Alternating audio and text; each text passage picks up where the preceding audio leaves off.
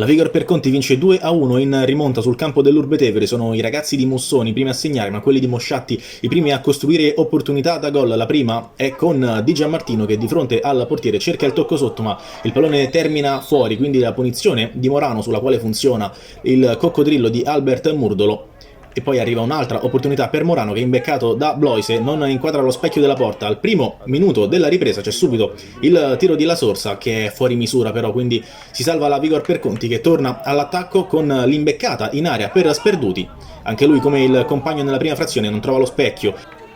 Al nono minuto, su un rinvio sbagliato da parte di Corriere, c'è la controffensiva dell'Urbe Tevere, palla a sinistra verso Orlandi che può scappare sul fondo e servire un compagno in area. Si tratta di Befaro che non sbaglia da 2 passi, allarga il piattone destro e firma l'1-0 per i suoi.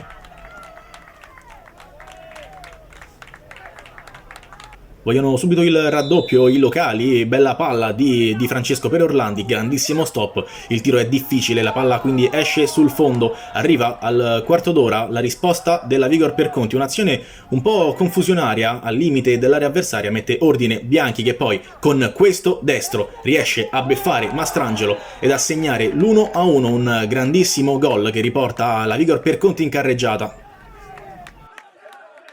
Siamo nel finale di gara quando Corriere rischia la frittata su questo tiro da parte di Di Francesco, la palla finisce in angolo dal cross che ne scaturisce il tentativo di Luongo parato ancora dal portiere, quindi Conte spazza via, libera ancora l'area Carta e parte il contropiede della Vigor per Conti, palla subito verso la destra dove c'è Morano che cerca un compagno, si accentra, supera 2 avversari e poi trova Duracci, il numero 3, cerca un tiro cross, è teso il suo mancino e solo al centro dell'area piccola c'è Beltrammi che mette in porta il 2-1, festeggia la Vigor per Conti che ribalta il parziale, si porta in vantaggio.